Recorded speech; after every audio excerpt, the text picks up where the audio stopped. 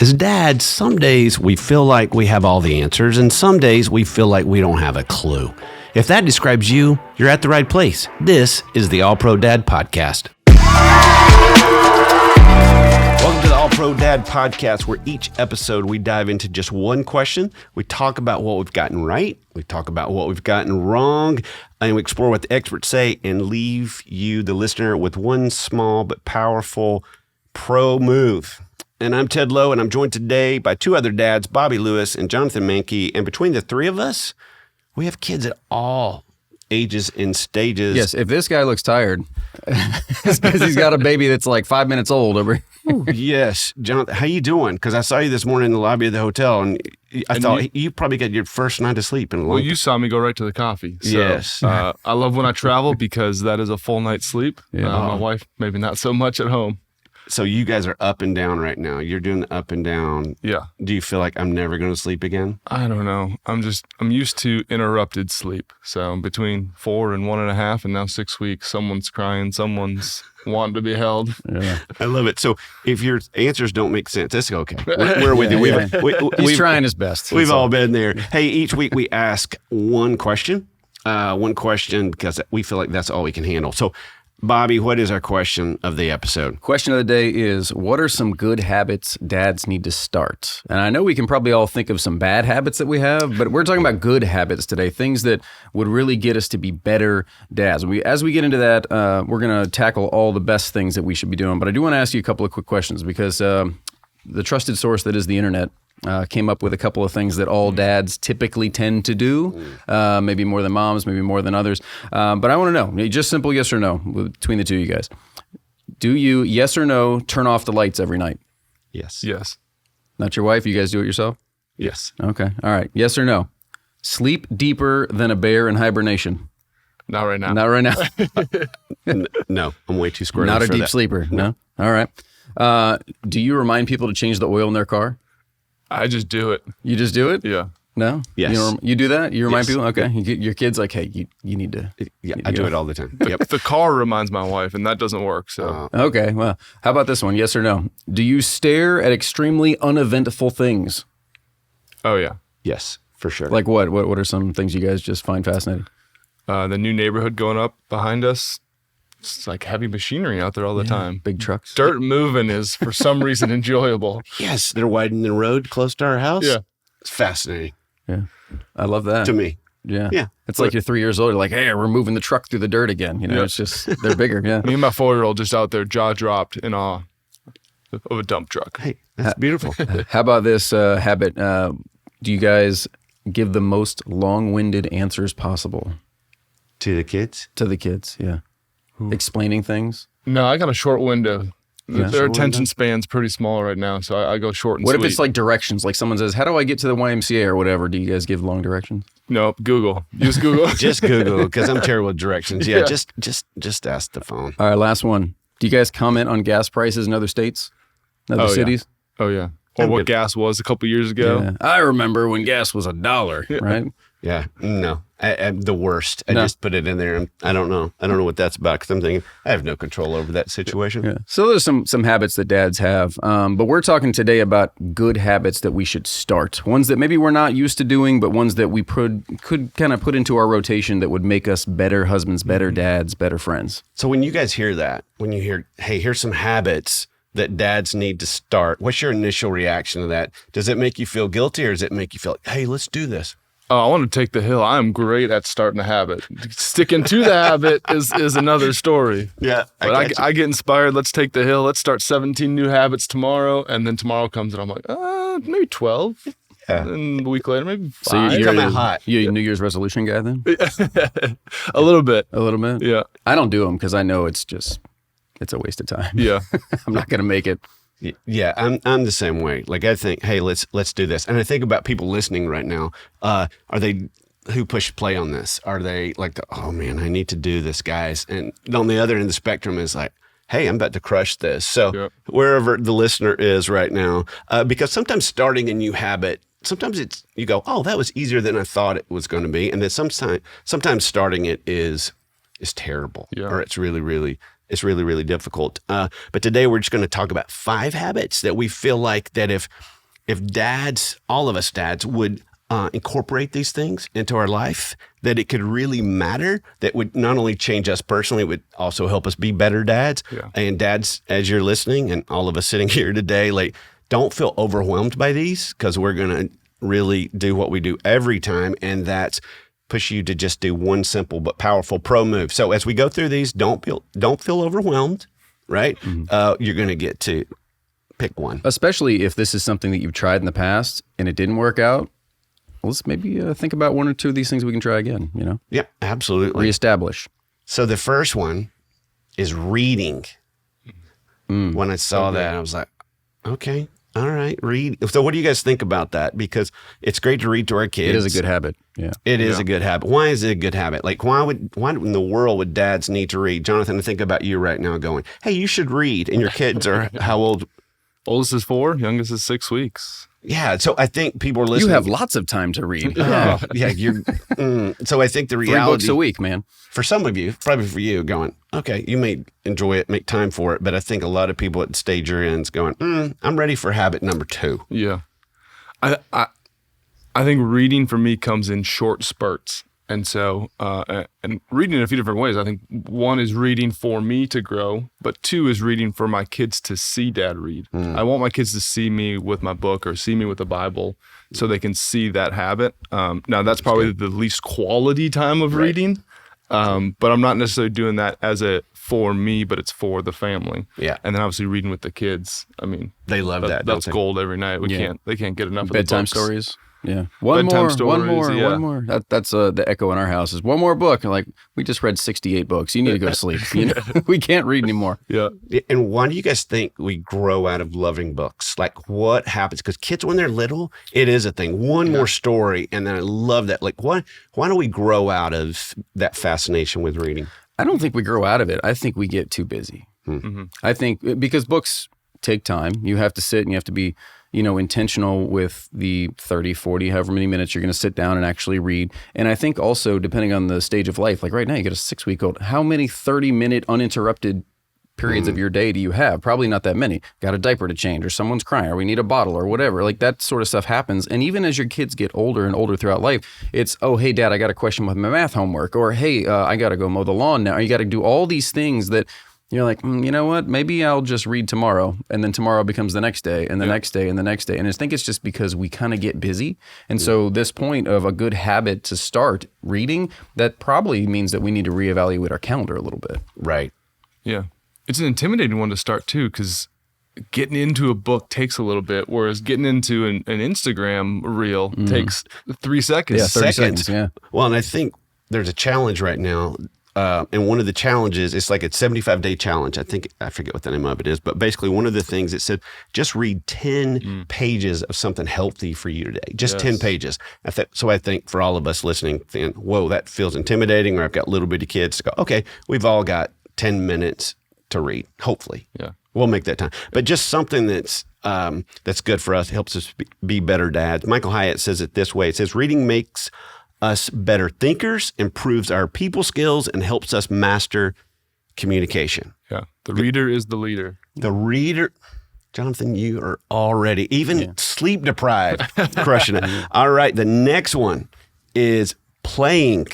Husbands and fathers often work really hard for the sake of our families, but sometimes playing can go to the side. We actually did a whole episode about playing with our kids and how we can do that in easy and fun ways. The research is pretty clear that playing with our kids helps build memories and bonds for a lifetime. It also enhances their brain development, and I would say ours too, and imagination. No matter their age, we need to find moments to do that. What are the playing habits that you have with your kids? And then what do you think the payoffs with those would be? Jonathan, what about you? I think habit for us is that 5 to 8 time at home is a big focus, and we're trying not to add anything into our world at that point. I know there's going to be a season where sports take over and life takes over, but right now when they're young and all they want to do is play cars or go swing on the swing set or go ride their bike and be with Dad, and it's like, okay, whatever we got to do to be there. One of us handle cooking, one of us be with the kids. Swap after dinner, one of us handle cleaning, one of us be with the kids. And so trying to be intentional and break it up that way and leave the phone on the charger for the evening. So what spurred that conversation for you and your wife to say, hey, we need to get intentional about this? I think we both felt so overwhelmed trying to cook together, come home from work, and both the kids just like, Dad, come play with me. Dad, come push me. Come be with me. Grab me. Hold me. And it's like, we're both stressed out about trying to do it all at once. It's like, you just handle cooking and be less stressed. I'll be with the kids, be less stressed. That's and good. then we'll switch. So, and I think that speaks to every time we have the podcast, intentional conversation and intentionality. Because in the middle of things, like I know for married couples, and I've been working with married couples for a really long time, they only talk about frustrating things in the middle of frustrating things. Frustrated. And that's the worst time, right? Yeah. Your body and your brain set up to lose. Yeah. And so to have those conversations about, hey, how could we play more with our kids? Because we want to serve our wives too, right? You're going, hey, you've been with them all day, or, maybe she's been at work and they come home. And so just those conversations of, here's how this is supposed to go. And you're not second guessing and she's not second guessing. What do you think the payoffs for playing with your kids are? For you guys to go, hey, we're both exhausted. What's the payoffs? Oh, I think the bonding, I think the exposure to more athletic ability, more creativity. Now, his imagination is wild, but I got to keep pushing that forward and helping him grow in it. And so I think even when we play, I don't want to correct his creativity. I want to ignite it with more opportunity because, Batman can fly over here and then this car can swim in the water and the dinosaurs are back to life.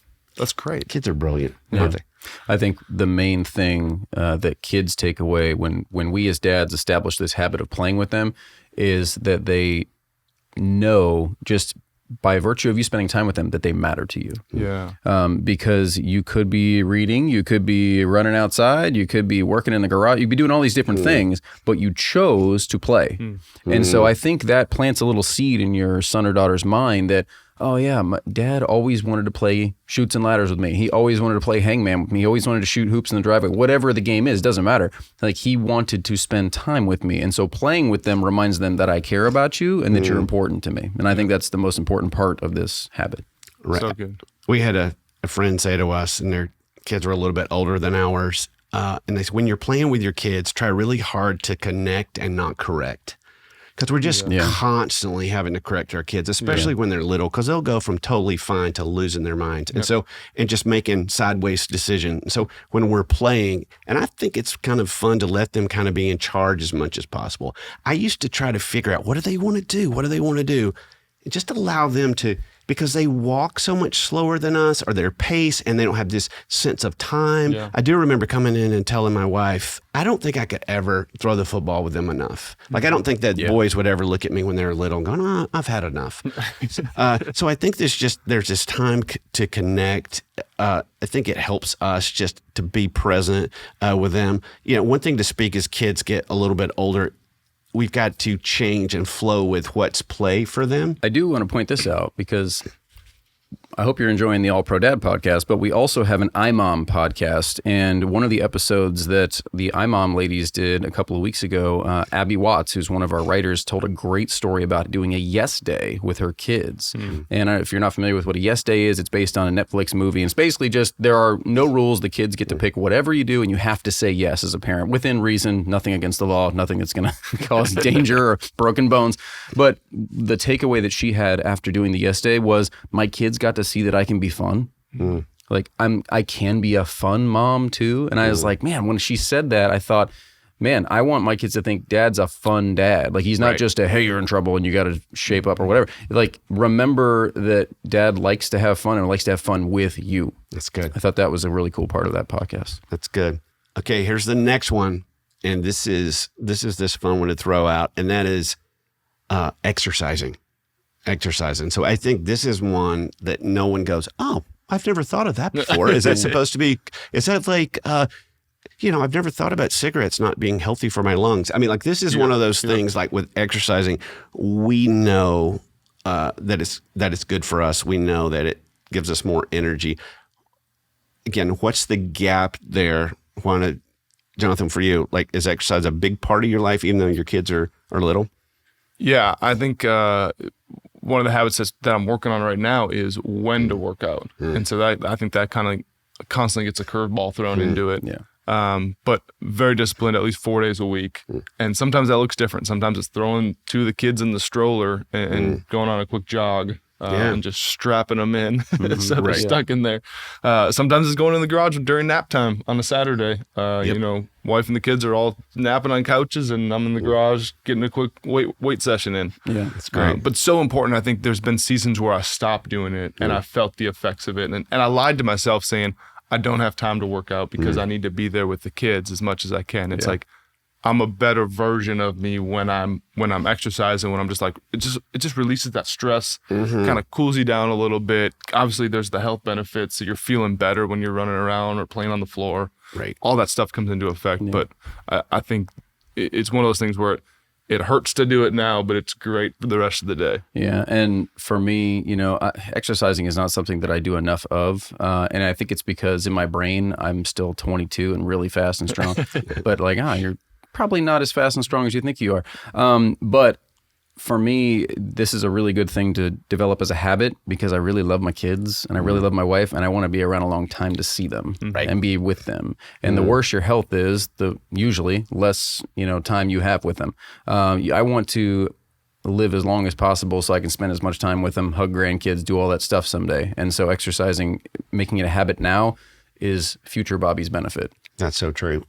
To that point, John Acuff, I listened to his podcast, great podcast, by the way, but he says that one of his goals is to be a healthy, active grandfather. Yeah. And so he's younger now. He's got younger kids now. He's like, and so that starts right. So that starts right now. Yeah.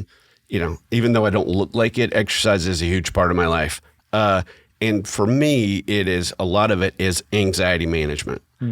It's almost impossible for me to go for a run and not feel, I'm going to feel less anxious. That's a guarantee. I'm going to feel less anxious.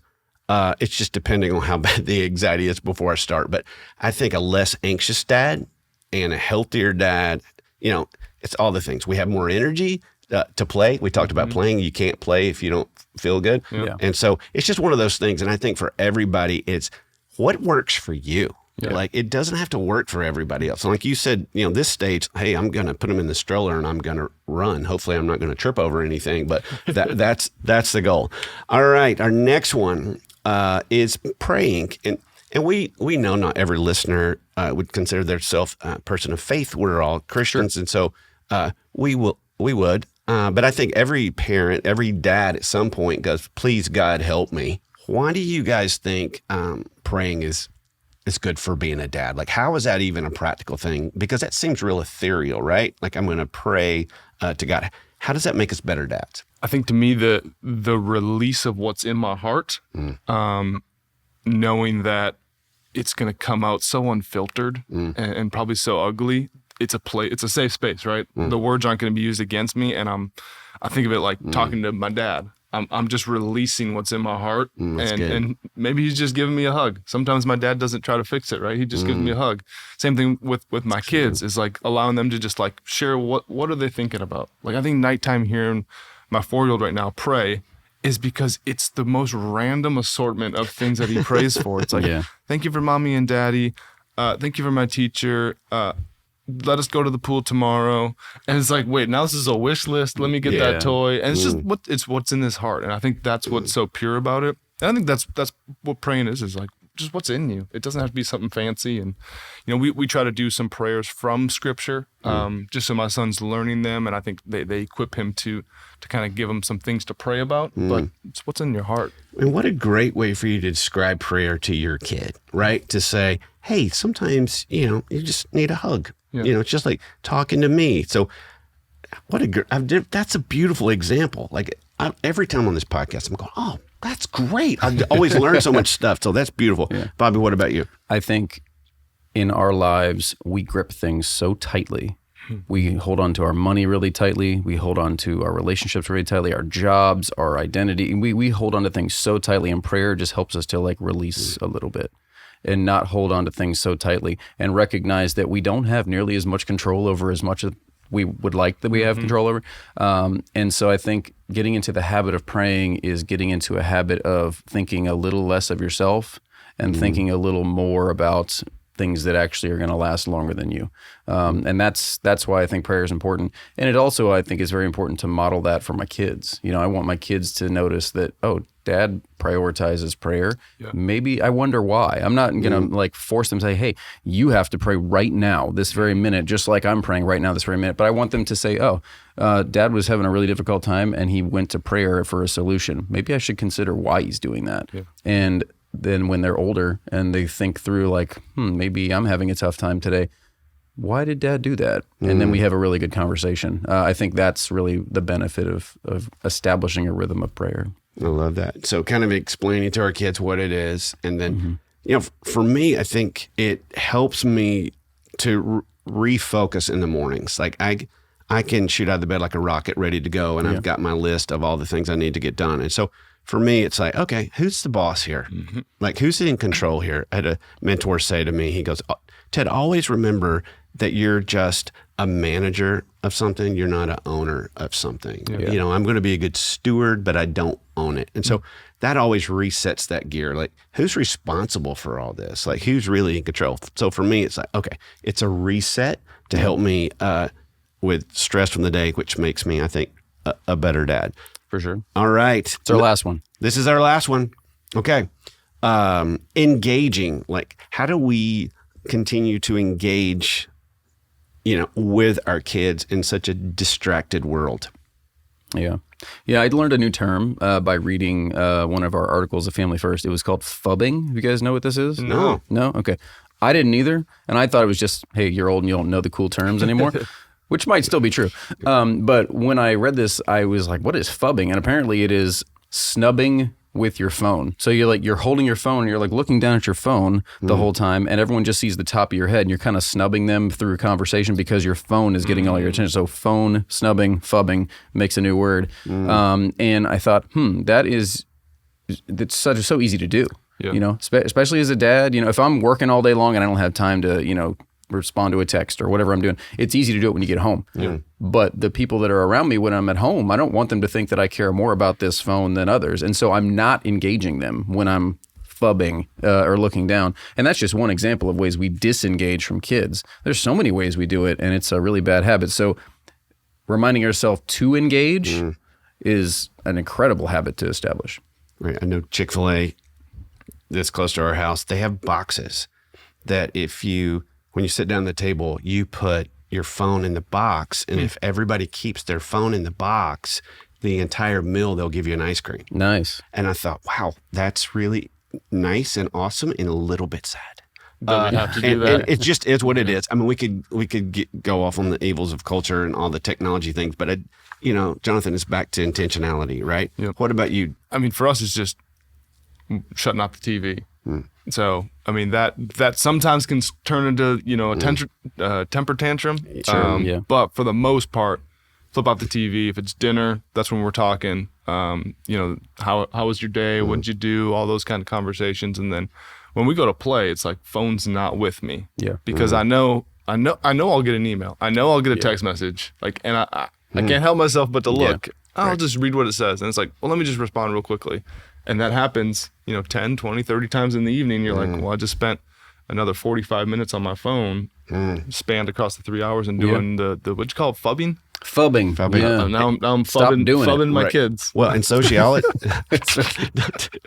sociologists call that hidden work, that we're actually working anywhere from 45 minutes to 2 more hours a day when we go home and we look at emails and different things. And you used to, when you went home, you went home. I mean, I even remember that time when our kids were tiny, I would throw my phone in the car. That was kind of my rule, and we would teach that from up front. I'm just going to throw my phone in the car, and now I'm like, I'm not that good. But I do think that there's some things that we can do. One of the things that we heard early on from a friend is don't be on the phone when you're in the car with your kids, because that's going to be golden time, especially with boys who have more of a difficulty with eye contact. Research shows it actually makes them fidgety. It makes guys fidgety when you say, look at me. Wives get so frustrated with that. Just look at me. But for guys, they actually connect better when they're looking forward or they're doing something. Yeah. So I think putting that away, it's so helpful to stay engaged. And for a dad who's out there and you're thinking, I don't even know how to engage my kids. My kids, they have their own cell phone. They've got their own friends. They're gone all the time. They're doing after school basketball or whatever. Like, I don't even know how to engage them. How do I get engaged?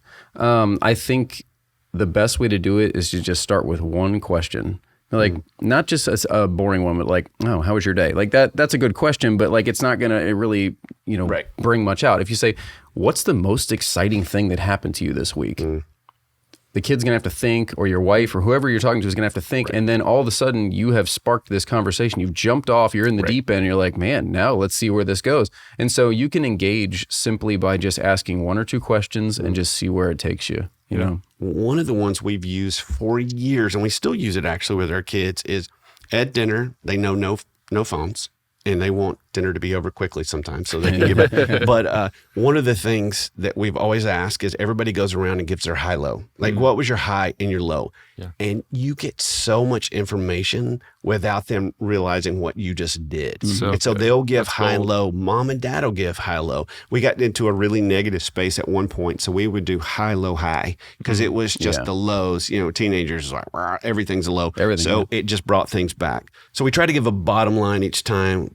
And I think the one for today is better habits lead to being better dads. Absolutely. Right? Absolutely. And so each episode, and we're going to do this every time, we want to give those of you who are listening and ourselves a simple but powerful, what we're calling pro move. This is something that you can do that's going to matter. So this is a pro move. Bobby, what is our pro move of the week? Well, we talked about 5 different things. We'll read it one more time. We got reading, playing, exercising, praying, and engaging. Those are 5 good habits to start. You could try to be Superman and do all 5, but you probably fail. So start small. Pick one of those 5 things this week and really intentionally try to establish a habit. Reading, playing, exercising, praying, engaging. Pick one and go for it and start becoming a little bit better dad this week.